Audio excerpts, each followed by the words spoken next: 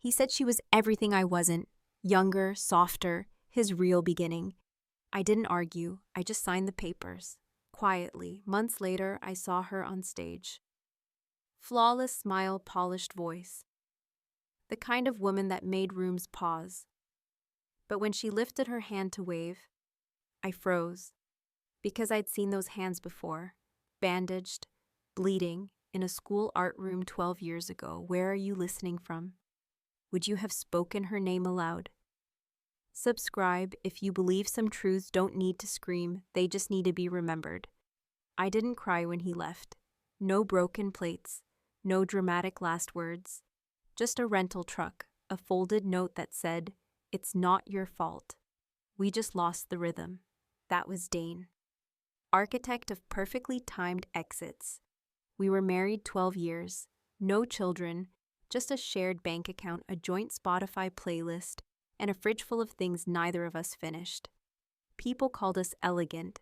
We hosted dinners with matching napkins, discussed modernism over Pinot Noir, and fought without ever raising our voices. But love doesn't always disappear in a storm. Sometimes it slips out the back door while you're washing the dishes. After the divorce, I moved back into my family's old cabin, a cedarwood house tucked between the moss and the fog in Eugene, Oregon. The roof creaked in the wind. The floors remembered my mother's footsteps. And the lake nearby reflected whatever mood I refused to name. I unpacked slowly, one drawer per day. Let the silence settle like dust. In the mornings, I taught art at West Fern Academy, a private school with ivy on the brick, and students who smelled like lavender and teen spirit. Afternoons, I carved sculptures out of driftwood by the lake. Not to sell, just to feel shape return to something broken. At night, I drank ginger tea by the stove, wrote nothing in my journal, and read things that didn't require happy endings. It wasn't a bad life, just quiet, almost anonymous. Until one evening in February, I opened an envelope postmarked from New Mexico. Inside, a printed invitation. An art gallery opening in Santa Fe. Theme healing through hands. The featured artist, Calista Vonn. I didn't recognize the name, but something about it made my skin shift. The paper was thick, too elegant to toss. The edges embossed with delicate spirals. I set it down beside my tea and stared out at the trees, bare, brittle, shivering under a late winter wind. That night I Googled her. A few photos came up, a graceful blonde woman, mid-30s, quoted in interviews about pain and transformation, her voice soft but certain. Underneath one photo, the caption read, "After surviving a childhood accident that damaged both hands." Calista Vonn now helps others rediscover beauty in scars. I stared at that line for a long time, long enough for my tea to go cold. I should have moved on, clicked out, closed the tab, but I didn't, because something about her mouth looked like a girl I once taught, a girl who couldn't hold a pencil without her hands trembling. The next morning I said yes, not because I was curious, but because something old had just shifted in me, not a wound reopening, more like a memory knocking gently, asking to be let back in. The gallery was all white walls and soft jazz, hushed voices, clinking glasses, people talking about pain like it was something collectible. I arrived 10 minutes late on purpose. Old habit, never let them know you're nervous. Dane was already there. Of course he was. He stood near the back in tailored gray, one hand tucked in his jacket pocket, the other resting on the waist of a woman I didn't recognize yet. She wore pale blue silk, hair curled like she belonged in a shampoo ad. Everything about her said, "I'm not here to compete. I already won. They didn't see me." No one does when you're not part of the story anymore. A hush rolled through the room, spotlight shifted, and then she walked on stage. That woman, the one holding Dane's elbow moments before now, stood beneath a massive canvas. Her smile didn't shake, her voice didn't search. "Thank you for being here," she said. "I used to hide my hands. Now I teach others how to heal with them." Applause, she continued, talked about survival, about how hands remember trauma, even when the mind forgets. Words that should have moved me, but I wasn't listening anymore. Not to the speech. I was looking at her fingers. They moved so gracefully, so practiced. But the skin beneath the ring on her left hand tightened slightly when she lifted her arm. And then I saw it. A crescent-shaped scar just beneath the second knuckle on her index finger. Barely visible, but not to me, because I'd cleaned that wound, wrapped it with gauze. Told a girl in a trembling voice that she'd still be able to draw. Calista Ellis. That was her name then. I hadn't seen her in over a decade, but her hands remembered me. After the applause, people drifted like shadows toward the wine, the canapes, the curated pain on canvas. I stayed back. Let the crowd thin. Let the hum settle. The far wing of the gallery was titled Women Who Held Me. 14 portraits, all hands, some open, some clasped, some reaching, each one painted in exquisite detail. Age spots, chipped nails, faint scars turned into soft halos. Beside each canvas hung a bronze plaque, first names only, a sentence beneath like a poem. For Janice, who let me cry and didn't fix it. For Tara, who said nothing but stayed. For Elise, who knew what to say and what not to. I moved down the line. Hands of mothers, nurses, teachers. The 10th portrait stopped me. A charcoal hand palm up wrist turned, holding a yellow pencil like it was made of glass. I knew that pencil. I used to keep a box of them in my desk drawer, pre-sharpened, labeled with each student's name. The fingers holding it slim, unsteady, with a crescent-shaped scar under the knuckle. There it was again. My breath held itself. I leaned closer to the plaque. For M, who told me I could still create. Just M, no full name, no trace, not Margot, not Ellery, not even Miss E.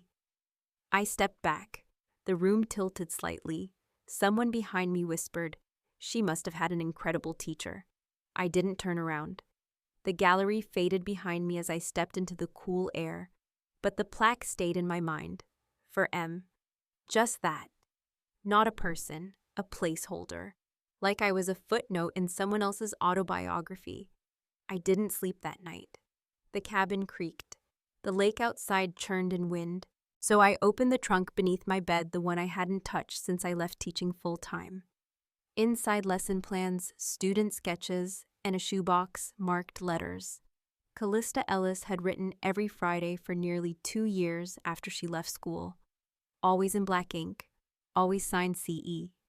She wrote about her recovery, about her fear of holding anything hot, about how the other kids stared at her bandages.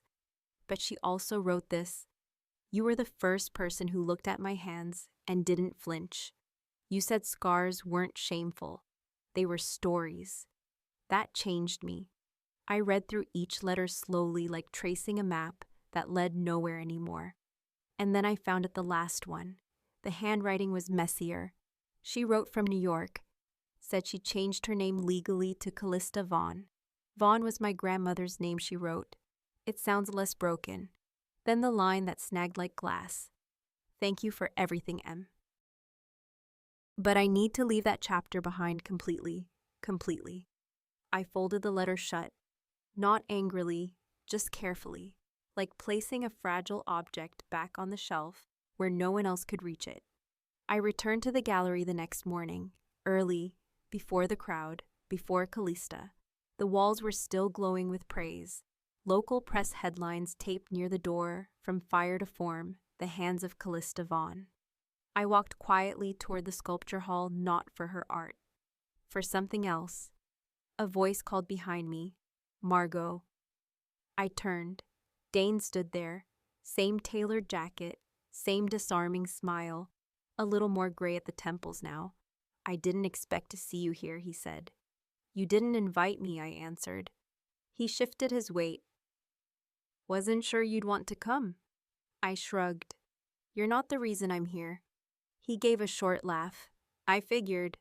You're probably curious about her." I stayed quiet. Then he added too casually, "She told me you taught her once, at that prep school. Funny, huh?" I blinked. "She told you that?" He nodded. Yeah. Said you used to give her extra time on assignments. Let her use charcoal when others weren't allowed. Said you were the only teacher who didn't look at her like a case file. His words landed like wet paper. Heavy, sagging. So he did know. She tell you anything else I asked? Dane tilted his head. No, just that you were kind. I didn't realize it was you until last night. She never used your full name. That wasn't oversight. That was deliberate. He reached into his bag, pulled out a slim yellow envelope. I brought this, he said. She forgot to sign a few donation forms. Can you drop it off with her if you see her?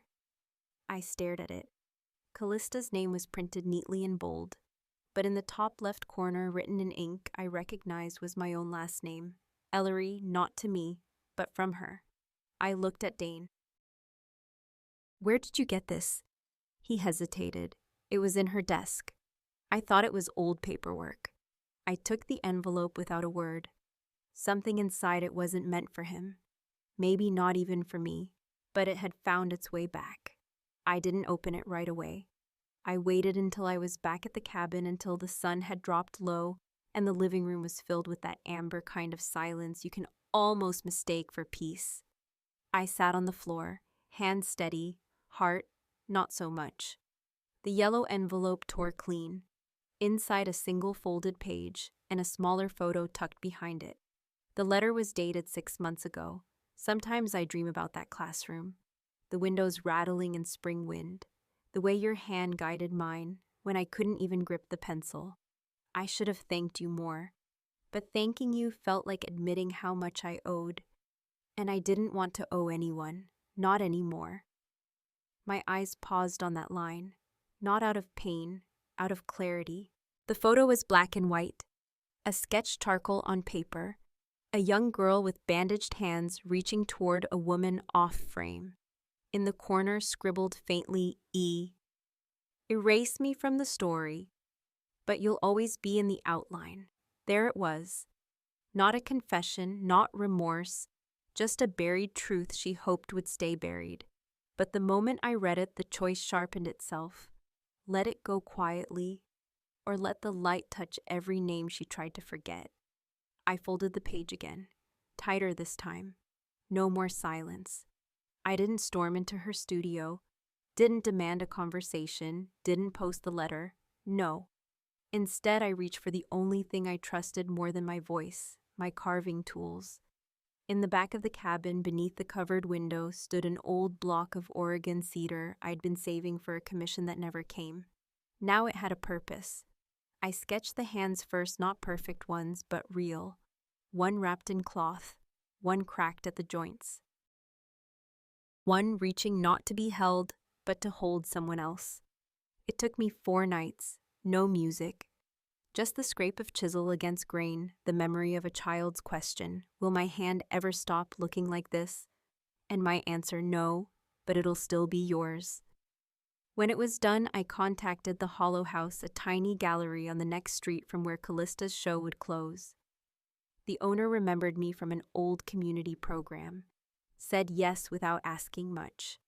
I titled the piece What Was Given Without Credit, no plaque, no artist bio, just the work, and the date the same weekend Callista's exhibition would end.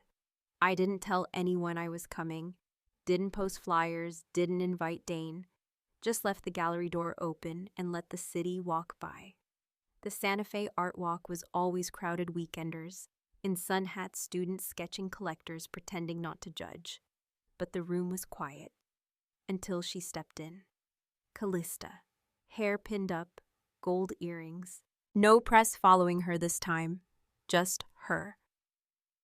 She stopped walking 3 steps past the door, her eyes locked on the sculpture. She knew, not because of the form, but because of the texture, the grain of the wood, the way the fingers curved not for perfection, but for memory. Her breath caught just slightly, then she turned, saw me standing by the window. We didn't speak, didn't hug, didn't accuse.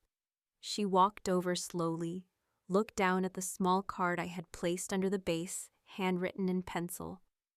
This hand held you once. even when you tried to forget. Her lips parted, but no words came, just a nod, almost invisible, almost regretful. And then she left. I didn't stay. After she left, I stepped out the back door and walked the alley behind both galleries, mine and hers. No press, no interviews, just the air cooling my face. But by evening, messages started trickling in. A student from Fern Academy. Did you make that piece? I recognized the way you carved fingers. A local blogger. There's a quiet rebellion showing on Willow Street tonight. Someone posted a photo on social media, side-by-side images of Calista's childhood sketch and my sculpture. Caption: one healed by art, one erased from it. Then came a question beneath Calista's official exhibition post. Why wasn't the teacher named? It wasn't trending, wasn't viral, but it was enough. By nightfall, the Hollow House Gallery extended my exhibit one more week. No banners, just foot traffic and whispers. And in the center of the room, the sculpture stood. Still, heavy, true. The gallery was never meant to be full, not mine. But 3 days into the extension, a small line curled outside the door. No signs, no curated launch, no artist statement hanging on the wall. Just a wooden sculpture, a pencil in one carved hand, a scar on the other, and a sentence etched softly beneath. This hand held you once, even when you tried to forget. They came in quietly, women in woven shawls, art students with notebooks, retired teachers holding coffee they forgot to sip. Some lingered, some touched the base, then wiped away a tear they didn't let fall. A man in his 60s whispered to his daughter, "Sometimes the people who save us never get named." I watched from the back behind the frame of a half-finished piece. I didn't speak, didn't greet, just listened. One woman, maybe mid-30s, stood before the sculpture for a long time, then turned to her friend and said, "This is not about revenge, it's about being remembered honestly." That evening, the Hollow House owner called me. "Did you see the Chronicle's latest review? They used your piece as the headline photo." I hadn't. I rarely read reviews anymore, but I opened it. Top of the art section when legacy speaks without a name. Subheader: one sculpture challenges the silence behind another artist's story. There it was. My work. Not signed. Not linked to a PR firm. Just present. And beside it, a paragraph that made me stop breathing for a moment. Calista Vonn's show explores healing through hands. But one anonymous piece down the street reminds us not all healing is self-authored. Sometimes we build on the bones of kindness we chose to forget. No accusation, no scandal, just truth dropped like a stone in still water. On Saturday, final weekend of both exhibits, I returned to the gallery before opening. The floor creaked softly as I walked toward the center display. Someone had placed a single yellow daffodil at the sculpture's base. Another visitor left a folded program from Calista's show with one word scribbled in pencil across the cover. Why I didn't move them. Let them stay. They weren't mine to erase. Around noon, the door opened quietly. Calista. Hair tied back. No earrings, no camera crew. She wore a gray sweater, soft, oversized. Looked like someone who hadn't slept. She didn't walk straight to the sculpture. Instead, she paused in the middle of the room, as if waiting to be let in, even though she already was. Then she stepped forward. This time, she didn't stare at the art. She stared at the hands, at the pencil, at the carved scar, and I saw it the way her breath caught, the way she wrapped her own arms tighter around her body, as if trying to keep something from spilling out. Then she turned, faced me, no tears, no theatrics, just two eyes finally staying still. I didn't flinch, didn't speak. She walked closer. There was silence, not heavy, but precise. I expected her to say something, a word, an apology, an excuse. But she only glanced at the guest book, picked up the pencil, wrote 4 words I knew, I erased. She underlined the last word. Once. Then she put the pencil down like it might break in her hand. Our eyes met. And for a moment we stood there, two versions of history. Both true, both incomplete. She didn't ask for forgiveness.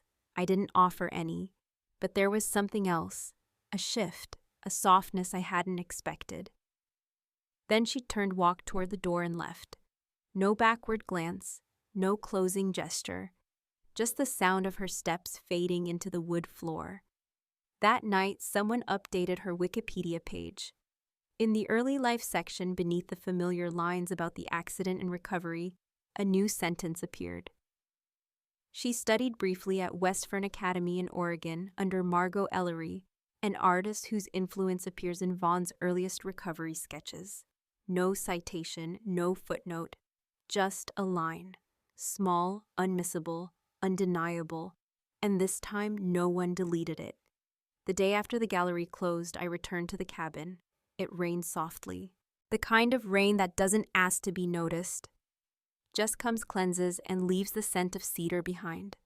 I unpacked the sculpture slowly, wiped it down with linen, ran my fingers along each carved line like reading a letter I'd written to myself. It didn't feel like revenge. It never had. It felt like returning to something I'd made not to prove anything but to remember I existed in someone else's beginning, even if they had tried to edit me out. I placed the sculpture in the corner of my workroom, beneath the window facing the lake. Then I picked up my carving tools again, for the first time, not to remember, but simply to make. Outside, the wind shifted the pine branches, and the world kept moving without applause, without statements, but the grain in the wood that stayed. So did I. A month later, a box arrived at the cabin. No return address, just a note inside handwritten. There's a new program starting next fall. It's for teenage girls with burn trauma. They're calling it the Ellery Workshop. You don't have to attend, but I wanted you to know they'll be using your methods. It wasn't signed, but the handwriting was familiar. Still tall and cautious, still tracing letters like they might disappear if rushed. I folded the note and slid it into the back of my sketchbook. Didn't frame it, didn't tell anyone, didn't need to. Some things only need to land, not echo. Later that year, a young woman knocked on the door of my classroom at West Fern Academy, said she'd heard I used to teach, asked if I still mentored one-on-one. I said yes. She pulled out a drawing, a hand, not perfect, shaky, real. I want to get better, she said. But my art, it feels like it's made of memory. I smiled. Not for her. For the little girl I used to guide. For the version of me no one could erase. You're exactly where you need to be, I told her. She left the sketch behind. I kept it. Next to a daffodil, a yellow envelope, and a folded page that once tried to bury me, but didn't. Because in the end, legacy isn't what's printed. It's what stays even after the credits roll. Share your story in the comments below. Who helped shape your life and never got the credit? Subscribe for more true stories that whisper, not scream.